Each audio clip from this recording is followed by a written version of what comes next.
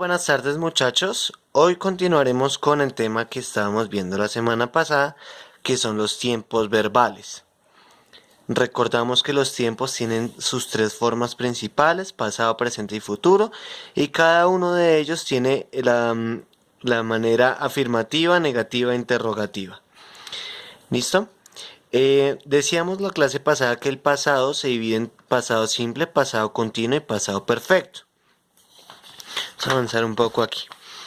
Decíamos del pasado simple que indicaba que la acción se realizó, importantísimo esta forma en el español, se realizó, y que su fórmula era el sujeto más el verbo en pasado simple. Explicábamos qué significaba conjugar y decíamos que si el verbo en pasado simple, que el verbo en pasado simple tiene dos formas. Si el verbo es regular, el pasado simple será colocándole la terminación ed. Entonces aquí tenemos el ejemplo de ella escuchó, she listened. Y si el verbo es irregular, lo debemos encontrar en la segunda columna de la lista de los verbos irregulares, que es la que hemos estado trabajando en el cuadernito en la parte de práctica. Tenemos aquí un ejemplo, ella compró, comprar es un verbo irregular, entonces usaríamos la segunda columna, she bought. Hoy vamos a hablar de otro tiempo, ya hablamos del pasado simple, vamos a hablar del pasado continuo. La definición, el pasado continuo indica una acción que se estaba realizando en el pasado. Ojo porque esta definición en español es muy importante, ¿sí? Tenemos el paralelo del pasado simple, se realizó, el pasado progresivo se estaba realizando. Entonces, pasado simple es ella habló, en este caso el pasado continuo sería ella estaba hablando, ella estaba hablando. Ella habló, ella estaba hablando. ¿Listo? Vamos a ver la fórmula del pasado continuo o progresivo. Sujeto, el sujeto puede ser cualquiera, los pronombres personales o un sustantivo, un nombre propio, no importa, el sujeto puede ser cualquiera. Tenemos aquí un verbo auxiliar que sería el verbo to be en pasado simple y el verbo principal en modo gerundio. Nosotros ya estudiamos los pronombres y ya estudiamos lo que es un verbo en modo gerundio. Los modos gerundios en español terminan en ando, endo y en inglés terminación en ing. Vamos a ver aquí un ejemplo. Nuestro sujeto aquí sería they, ellos, verbo to be en pasado que ya lo vamos a explicar, y el verbo principal en gerundio porque termina en ing, speaking. Ellos estaban hablando. Notas. Vamos a ver la conjugación del verbo to be en pasado simple. Es decir, vamos a explicar esto. ¿Qué es esto de acá? Entonces, el verbo to be en pasado se traduce como estaba, ¿sí? Dependiendo obviamente del sujeto. Yo estaba, tú estabas, él estaba, ella estaba, eso estaba, nosotros estábamos, ustedes estaban y ellos estaban, ¿sí? Eso sería el verbo to be en pasado. ¿Por qué lo ponemos ahí? Porque en su forma en español utiliza estaba. ¿Qué tiene de especial el verbo to be en pasado simple? Que tiene dos formas. Tiene la forma was o tiene la forma were. ¿De qué depende el was o el were? Depende del sujeto. Esto de aquí es cómo se conjugaría el verbo to be en pasado simple. Lo único que tenemos que hacer es hacer que el sujeto coincida con el verbo correctamente, ¿sí? Por ejemplo, para I será I was. Yo no puedo decir I were, ¿sí? I were sería un error. Sería como yo estabas, ¿sí? En español sería ese error. Entonces tengo que aprender que es I was. You va con were. He va con was. She va con was. It va con was. Es decir, que la primera y las terceras de singular van con was. We va con were, you con were y they con were. Y estas tres van con were. ¿Listo? Eso tenemos que aprenderlo porque es lo que vamos a usar en el pasado continuo. ¿Sí? Tenemos aquí que el sujeto es ellos. Entonces por eso utilizo were. Porque el verbo to be en pasado simple es were. Y luego el verbo principal en gerundio. Yo coloqué aquí el verbo speaking. Pero puedo poner cualquier otro verbo en gerundio. ¿Listo? Pequeño detalle a tener en cuenta, este were del verbo to be en pasado simple para estas personas es diferente a este were con H.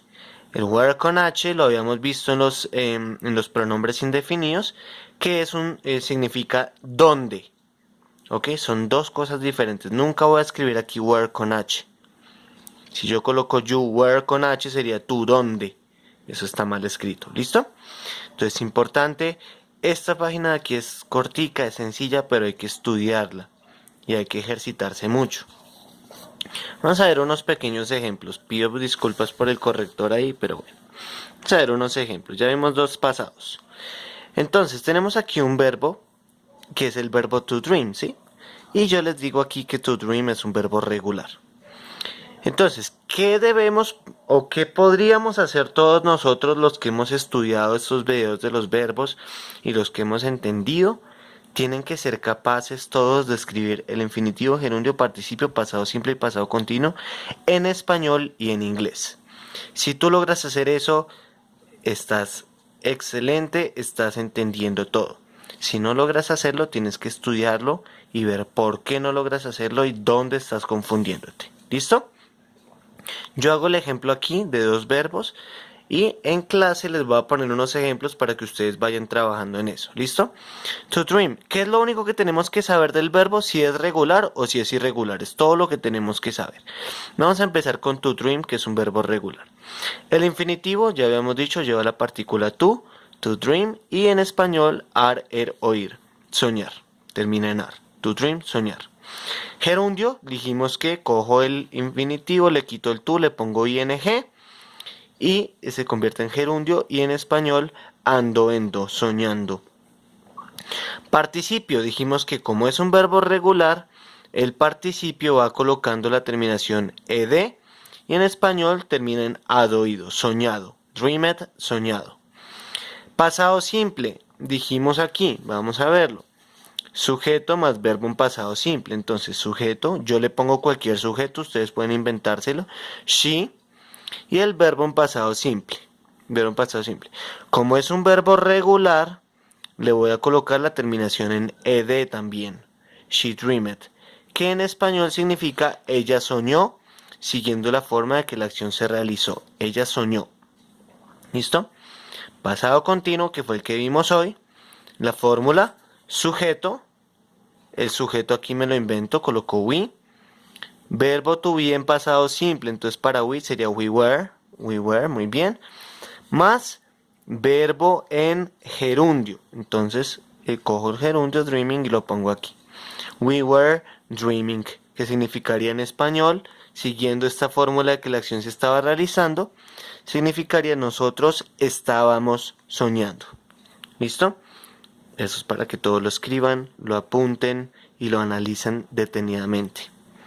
Vamos a hacer el mismo ejercicio con el verbo to drive, que es un verbo irregular en este caso.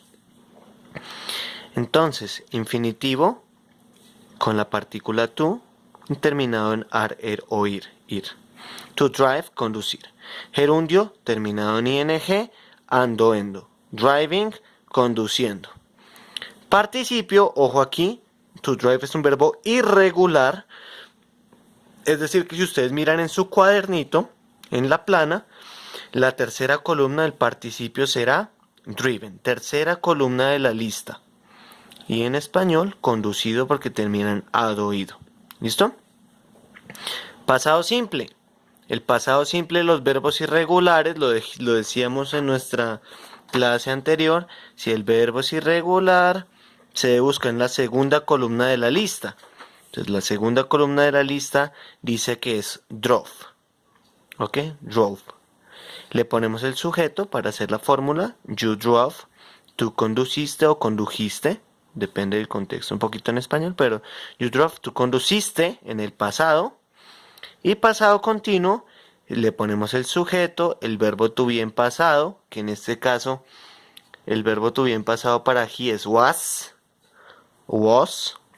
he was, verbo en gerundio, driving, traducción, él estaba conduciendo. ¿Listo? Por favor, muchachos, escriban estos ejemplos. Si tienen alguna pregunta, esta semana lo estudiamos, la próxima semana vamos a seguir avanzando en los tiempos, pero es importante que todo esto quede súper entendido. Bueno, muchas gracias y que tengan una excelente tarde.